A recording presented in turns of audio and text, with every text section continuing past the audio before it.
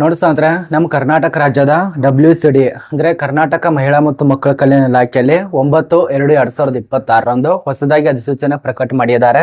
ಇಲ್ಲಿ ಗಮನಿಸ್ತಾ ಇರಬಹುದು 9/2/2026 ಅಧಿಸೂಚನೆ ಆಗಿದೆ. ಮತ್ತೆ ಇದಕ್ಕೆ ಅರ್ಜಿ ಸಲ್ಲಿಸಲು ಕೊನೆಯ ದಿನಾಂಕ ತುಂಬಾ ದಿನ ಟೈಮ್ ಕೊಟ್ಟಿಲ್ಲ. 9 ಮಾರ್ಚ್ 2026 ತನಕ ಮಾತ್ರ ಅವಕಾಶ ಕೊಟ್ಟಿದ್ದಾರೆ. ಇಲ್ಲಿ ಯಾವುದೇ ರೀತಿಯಾಗಿ ಪರೀಕ್ಷೆ ಬಗ್ಗೆ ಮೆನ್ಷನ್ ಮಾಡಿಲ್ಲ. ಇದೊಂದು ಭರ್ಜರಿ ಗುಡ್ ನ್ಯೂಸ್ ಆಗಿರತ್ತೆ. ಮತ್ತೆ ಇನ್ನೊಂದು ಪ್ಲಸ್ ಪಾಯಿಂಟ್, ಇಲ್ಲಿ ನಿಮಗೆ ಶುಲ್ಕದ ಬಗ್ಗೆ ಕೂಡ ಮಾಹಿತಿ ತಿಳಿಸ್ಕೊಟ್ಟಿಲ್ಲ. 50 ರೂಪಾಯಿನೋ, 100 ರೂಪಾಯಿನೋ, 200, 50 ರೂಪಾಯಿ, 70 ರೂಪಾಯಿ ಈ ರೀತಿಯ ಶುಲ್ಕ ಇಡ್ತಾರಲ್ಲ, ಆ ಒಂದು ಶುಲ್ಕ ಕೂಡ ಈ ಒಂದು ನೋಟಿಸ್ ದಲ್ಲಿ ಕೊಟ್ಟೇ ಇಲ್ಲ. ಇದ್ರ ಬಗ್ಗೆನೇ ಚರ್ಚೆ ಮಾಡೋಣ. ಯಾವ ಪೋಸ್ಟ್ ಇರತ್ತೆ, ವಿದ್ಯಾರ್ಹತೆ ಏನಾಗಿರ್ಬೇಕು, ಎಜುಕೇಶನ್ ಮತ್ತು ವಯೋಮಿತಿ ಎಷ್ಟು ಸಡಿಲಿಕ್ಕಿರತ್ತೆ, ಮತ್ತೆ ಯಾವ ರೀತಿಯಾಗಿ ಶೈಕ್ಷಣಿಕ ಅರ್ಹತೆ ಆಗಿರ್ಬೇಕು, ಪ್ರತಿಯೊಂದು ಮಾಹಿತಿಯನ್ನ ಚರ್ಚೆ ಮಾಡೋಣ. ವಿಡಿಯೋ ಕೊನೆತನಕ ನೋಡಿ. ಮತ್ತೆ ಯಾರು ಇನ್ನೂ ತನಕ ಸಬ್ಸ್ಕ್ರೈಬ್ ಮಾಡಿಲ್ಲ, ಫಾಲೋ ಮಾಡ್ಕೊಂಡಿಲ್ಲ, ಫಾಲೋ ಮಾಡ್ಕೊಳ್ಳಿ.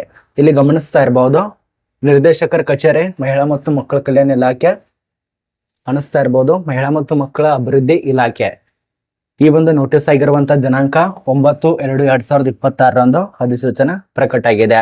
ಇದು ನಮ್ಮ ಒಂದು ಭಾರತ ಸರ್ಕಾರವು ಮಕ್ಕಳ ಹಕ್ಕುಗಳ ರಕ್ಷಣೆ ಮತ್ತು ಮಕ್ಕಳ ಹಕ್ಕುಗಳ ಉಲ್ಲೇಖನೆ ಅಥವಾ ಮಕ್ಕಳ ವಿರುದ್ಧ ಈ ಒಂದು ಇಲಾಖೆ ಹೆಸರನ್ನ ಕೊಟ್ಟಿದ್ದಾರೆ. ಆ ಒಂದು ಇಲಾಖೆಗೆ ಸಂಬಂಧಪಟ್ಟಂತೆ ಮಾಹಿತಿಯನ್ನ ತಿಳಿಸಿಕೊಟ್ಟಿದ್ದಾರೆ. ಅಂದ್ರೆ ಇಲ್ಲಿ ತಂದಿರುವಂತ ಮಾಹಿತಿಗಳ ಪ್ರಕಾರ ಈ ಒಂದು ಇಲಾಖೆ ಅವಾಗ ಸ್ಥಾಪನೆ ಮಾಡಿದ್ದಾರೆ. ಅದರ ರೂಲ್ಸ್ ನಿಯಮಗಳೆಲ್ಲ ಕೊಟ್ಟಿದ್ದಾರೆ. 2005 ಜಾರಿಗೆ ತಂದಿರೋ ಪ್ರಕರಣ 17(1) ದಿನಾಂಕ 27/9/2007 ಸರ್ಕಾರಿ ಆದೇಶವನ್ನು ಮಕ್ಕಳ ಹಕ್ಕುಗಳ ರಕ್ಷಣೆಗಾಗಿ ಕರ್ನಾಟಕ ಸರ್ಕಾರವು ಇದನ್ನ ಸ್ಥಾಪನೆ ಮಾಡ್ತು. ಅಧ್ಯಕ್ಷ ಅದಕ್ಕೆ ಸಂಬಂಧಪಟ್ಟಂತೆ ಮಾಹಿತಿಯನ್ನ ಕೊಟ್ಟಿದ್ದಾರೆ. ಇಲ್ಲಿ ಅಭ್ಯರ್ಥಿಗಳಿಗೆ ಹುದ್ದೆಗಳಿಗೆ ಅಪ್ಲಿಕೇಶನ್ ಕರೆದಿದ್ದಾರೆ. ಆ ಒಂದು ಪೋಸ್ಟ್ ಹೆಸರು ಅಧ್ಯಕ್ಷರು ಮತ್ತು ಸದಸ್ಯರು ಅಂತ ಹೇಳಿ. ಈ ಒಂದು ಅಧ್ಯಕ್ಷರು ಮತ್ತು ಸದಸ್ಯರ ಪೋಸ್ಟ್ ಖಾಲಿ ಇರತ್ತೆ. ಇವುಗಳಿಗೆ ಸಂಬಂಧಪಟ್ಟಂತೆ ಟೋಟಲ್ ಆಗಿ ಇಷ್ಟೇ ಪೋಸ್ಟ್ ಅಷ್ಟೇ ಪೋಸ್ಟ್ ಯಾವುದೇ ರೀತಿಯಾಗಿ ಮೆನ್ಷನ್ ಮಾಡಿಲ್ಲ. ಅಂದ್ರೆ 500 ಆಗ್ಬಹುದು, 200 ಆಗ್ಬಹುದು, ಅಥವಾ 50 ಆಗ್ಬಹುದು, ಅಥವಾ 2-3 ಪೋಸ್ಟ್ ಇರಬಹುದು. ಒಟ್ಟಾರೆ ಇಷ್ಟೇ ಅಂತ ಯಾವುದೇ ರೀತಿಯಾಗಿ ಮೆನ್ಷನ್ ಮಾಡಿಲ್ಲ. ವಿವಿಧ ಪ್ರಕಾರ ಅಂತ ಕೊಟ್ಟಿದ್ದಾರೆ. ಅರ್ಜಿ ಸಲ್ಲಿಸಿದ್ರೆ ಇದು ಬೆಂಗಳೂರಿನಲ್ಲಿ ಕೆಲಸ ಇರತ್ತೆ.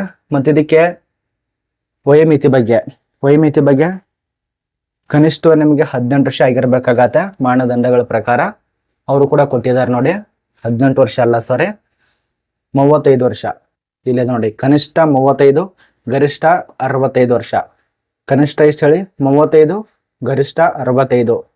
ಈ ಒಂದು ವರ್ಷ ಇದ್ದಂತ ವ್ಯಕ್ತಿಗಳು ಅಪ್ಲಿಕೇಶನ್ ಹಾಕೋದಕ್ಕೆ ಅವಕಾಶ ಕೊಟ್ಟಿದ್ದಾರೆ. ಮತ್ತು ಅಪ್ಲಿಕೇಶನ್ ಹಾಕೋದಕ್ಕೆ ಕೊನೆಯ ದಿನಾಂಕ 9/3/2026 ಒಳಗಾಗಿ ಅಪ್ಲಿಕೇಶನ್ ಹಾಕಬೇಕು, ಅಂಚೆ ವಿಳಾಸ ಮೂಲಕವಾಗಿ. ವೆಬ್ಸೈಟ್ಗಳು ಇಲ್ಲಿ ಕೊಟ್ಟಿದ್ದಾರೆ ನೋಡಿ. ಈ ಒಂದು ವೆಬ್ಸೈಟ್ದಲ್ಲಿ ನೀವು ಇನ್ನಷ್ಟು ಹೆಚ್ಚಿನ ಮಾಹಿತಿಯನ್ನು ಪಡ್ಕೋಬಹುದು. ಇದು ನಮ್ಮ ಒಂದು ಕರ್ನಾಟಕ ನಿರ್ದೇಶಕರು ಮಹಿಳಾ ಮತ್ತು ಮಕ್ಕಳ ಅಭಿವೃದ್ಧಿ ಇಲಾಖೆ ಅಧಿಕೃತ ವೆಬ್ಸೈಟ್ ಆಗಿರತ್ತೆ. ಇದರಲ್ಲಿ ಇಷ್ಟೇ ಮಾಹಿತಿ ಇರತ್ತೆ. ಪೋಸ್ಟ್ ಹೆಸರು ಅರ್ಥ ಆಗಿರಬೇಕು. ಅಧ್ಯಕ್ಷರು ಮತ್ತು ಸದಸ್ಯರ ಪೋಸ್ಟ್ ಇರತ್ತೆ. 2 ಪ್ರಕಾರ ಇರತ್ತೆ. ಇಲ್ಲಿ ಶೈಕ್ಷಣಿಕ ಅರ್ಹತೆ ಯಾವುದೇ ರೀತಿ ಮೆನ್ಷನ್ ಮಾಡಿಲ್ಲ. ಪದವಿ ಆದಂತ ವ್ಯಕ್ತಿಗಳೇ ಅಪ್ಲಿಕೇಶನ್ ಹಾಕಬಹುದು. ವಯೋಮಿತಿ ಸಡಿಲಿಕೆ ಬಗ್ಗೆ ಕೂಡ ಯಾವುದೇ ರೀತಿ ಮೆನ್ಷನ್ ಮಾಡಿಲ್ಲ. 9ನೇ ತಾರೀಕಿದಂದು ಅಧಿಸೂಚನೆ ರಿಲೀಸ್ ಮಾಡಿದ್ದಾರೆ.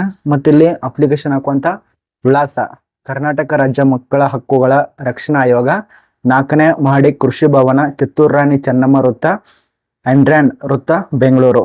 ಇಲ್ಲಿ ನೀವು 9 ಮಾರ್ಚ್ 2025 ಒಳಗಾಗಿ 26 ಒಳಗಾಗಿ ಅಪ್ಲಿಕೇಶನ್ ಹಾಕಬಹುದು.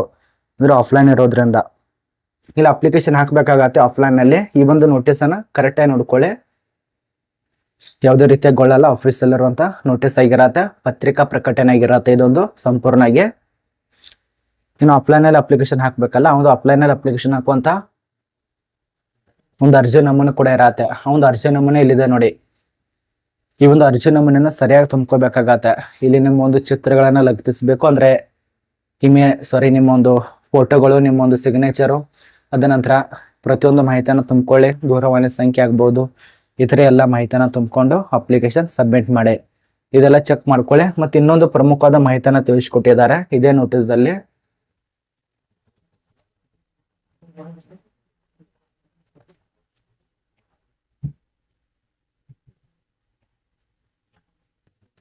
ಇಲ್ಲಿ ಅನುಭವದವರಿಗೆ ಅಪ್ಲಿಕೇಶನ್ ಹಾಕೋದಕ್ಕೆ ಅವಕಾಶ ಇರತ್ತೆ ಮಾನದಂಡಗಳ ಪ್ರಕಾರ. ಆ ಒಂದು ಅನುಭವ ಕೂಡ ಇದರಲ್ಲಿ ಮೆನ್ಷನ್ ಮಾಡಿದ್ದಾರೆ.